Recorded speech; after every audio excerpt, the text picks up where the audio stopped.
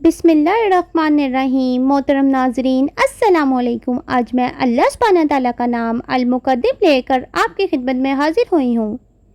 المقدم فروغ دینے والا، تیز کرنے والا، آگے لانے والا۔ اللہ سبحانہ تعالیٰ المقدم ہے جو آگے بڑھاتا ہے یا آگے لاتا ہے۔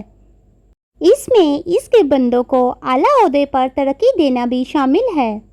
جیسا کہ نام کا تعلق ہے، وہ کچھ جلدی کر سکتا ہے اور زیادہ تیزی سے پورا کر سکتا ہے۔ مثال کے طور پر ہم جانتے ہیں کہ اللہ سبحانہ تعالیٰ نے ہمارے رزق کو ہمارے لیے اللوح المحفوظ یعنی محفوظ گولی میں لکھا ہے، لیکن ہمارے نقطۂ نظر سے دعا اور دوسرے اعمال کے ذریعے جو اس کو محبوب ہیں، ہم اپنے رزق کو تیز اور بڑھا سکتے ہیں۔ لیکن اللہ سبحانہ تعالیٰ کے نقطۂ نظر سے تجویز کردہ گولی میں کوئی تبدیلی نہیں ہوئی ہے۔ ہمارا کل رزق اسی طرح طے کیا گیا تھا جس طرح ہم نے جو دعا کی تھی۔ اللہ سبحانہ تعالیٰ کو اس سے پہلے معلوم تھا، لیکن ہمارے نقطۂ نظر سے ایسے لگتا ہے جیسے یہ تیز ہو گیا تھا۔ یاد رکھیں، اللہ سبحانہ تعالیٰ کا وجود خطی نہیں ہے، وہ ہماری طرح وقت کا پابند نہیں ہے۔ عبداللہ بن مسعود رضی اللہ عنہ سے روایت ہے کہ رسول اللہ صلی اللہ علیہ وسلم نے سچے اعلان سے فرمایا، انسان کو ماں کے پیٹ میں 40 دن میں جمع کیا جاتا ہے، پھر وہ لوتھڑا بن جاتا ہے، اتنی ہی مدت کے لیے گوشت کا ایک ٹکڑا، پھر اللہ تعالیٰ ایک فرشتہ بھیجتا ہے جسے حکم دیا جاتا ہے وہ اس کے یعنی نئی مخلوق اعمال اس کی روزی لکھے، اس کی طریق موت، اور چاہے وہ دین میں برکت والا ہو یا بدبخت۔ پھر اس میں روح پھونک دی جاتی ہے۔ ایک شخص زندگی پر نیک اعمال کرتا رہتا ہے اور جب جنت اور اس کے درمیان صرف ایک ہاتھ کا فاصلہ رہ جاتا ہے تو اس کی تقدیر سامنے آ جاتی ہے اور دوزخ والوں کے عمل شروع کر دیتا ہے۔ اسی طرح ایک شخص زندگی بھر برے کام کرتا رہتا ہے اور جب دوزخ اور اس کے درمیان صرف ایک ہاتھ کا فاصلہ رہ جاتا ہے تو اس کی تقدیر غالب آ جاتی ہے اور جنت والوں کے کام شروع کر دیتا ہے۔ اور پھر اسی طرح عبداللہ بن عمر ابن عاص رضی اللہ عنہ کہتے ہیں کہ میں نے رسول اللہ صلی اللہ علیہ وسلم کو فرماتے ہوئے سنا، اللہ تعالیٰ نے آسمانوں اور زمین کو پیدا کرنے سے 50,000 سال پہلے مخلوق کی پیمائشیں مقرر فرما دیں، جیسا کہ اس کا عرش پانی پر تھا۔ کیا آپ کا رزق فرض ہے؟ سوال یہ پیدا ہوتا ہے کہ اگر رزق کا حکم دیا جائے تو کیا اضافہ نہیں ہو سکتا؟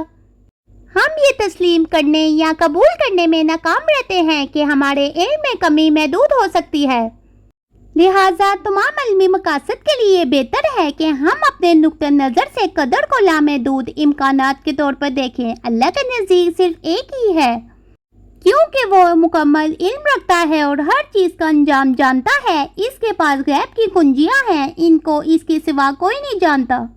مثال کے طور پر ہو سکتا ہے اس نے پیدائش کے وقت فرشتوں کو حکم دیا ہو کہ وہ ہمارے لیے 1,00,000 لکھیں، لیکن ہماری زندگی کے اختتام پر یہ 2,00,000 تک بڑھ سکتا ہے، کیونکہ اس کا مومن متقی تھا اور اس نے دنیا میں بہت ساری بلائیاں پھیلائیں۔ 2,00,000 کا نتیجہ اصل میں اللہ سبحانہ تعالیٰ نے لکھا اور جانا تھا، لیکن یہ کسی اور کو معلوم نہیں تھا۔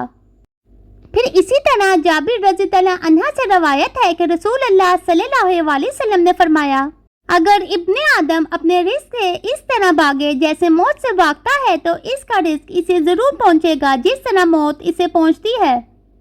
پھر اسی طرح ایک اور حدیث میں عمر بن الخطاب رضی اللہ عنہ کہتے ہیں کہ رسول اللہ صلی اللہ علیہ وسلم نے فرمایا، اگر تم اللہ پر بھروسہ کرنے کے لیے مطلوبہ بھروسہ کرو تو وہ تمہیں اس طرح رزق دے گا جس طرح پرندوں کو رزق دیا جاتا ہے، وہ صبح خالی نکلتا ہے، مکمل واپس آتا ہے۔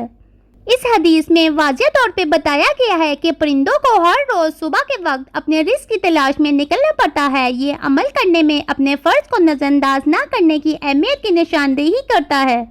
حدیث بھی اللہ سے بھروسہ حاصل کرنے کے کردار کو نظر انداز نہیں کرتی کہ وہ جانتا ہے کہ ہمارے لیے کیا بہتر ہے، اور اس لیے ہم اس کی طرف رجوع کرتے ہیں کیونکہ ہمیں اس کی ضرورت ہے۔ وہ ذریعہ ہے جس کے لیے ہر چیز نکلتی ہے، اس لیے ہم اس کی برکتوں کو حاصل کرنے کے لیے دعا کرتے ہیں۔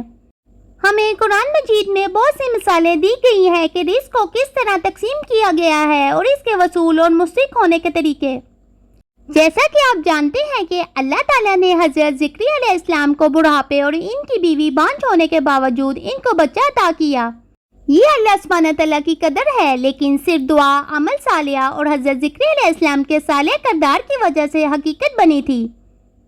سورۃ الانبیاء آیت نمبر 90 میں اللہ تعالیٰ فرماتے ہیں، پس ہم نے اس کی دعا قبول کی اور ہم نے اسے یحییٰ عطا کیا اور اس کے لیے اس کی بیوی کی اصلاح کر دی، بے شک وہ نیک کاموں میں جلدی کرتے تھے اور امید اور خوف کے ساتھ ہم سے دعا کرتے تھے اور وہ ہمارے سامنے عاجزی سے پیش آتے تھے۔ اور پھر یہ کہ مومنوں کو بہت سے طریقوں سے جاننے سے فائدہ ہوتا ہے کہ اللہ سبحانہ تعالیٰ المقدم ہے، وہ ہماری زندگی میں بہت سی مٹھاسیں لانے کی طاقت رکھتا ہے۔ یہ وہ شادی ہو سکتی ہے جس کی آپ تلاش کر رہے ہیں، وہ نوکری جو اچھی تنخواہ دیتی ہے اور آپ کے خاندان کو مدد فراہم کرنے کے قابل بناتی ہے، یا ایک خوبصورت صحت مند بچہ جو آپ چاہتے ہیں۔ اللہ سبحانہ تعالیٰ سب کو رزق دیتا ہے۔ ابو ہریرہ رضی اللہ عنہ سے روایت ہے کہ رسول اللہ صلی اللہ علیہ وسلم نے فرمایا، اللہ تعالیٰ فرماتا ہے، میں ویسا ہی ہوں جیسا میرا بندہ گمان کرتا ہے کہ میں ہوں، یعنی میں اس کے لیے وہی کرتا ہوں جو وہ سمجھتا ہے کہ میں اس کے لیے کر سکتا ہوں، اور میں اس کے ساتھ ہوں اگر وہ مجھے یاد کرتا ہے۔ اے اللہ، میری خطائیں، میری جہالت، میری پریشانیوں کو معاف فرما، اور آپ میرے معاملات سے مجھ سے زیادہ واقف ہیں۔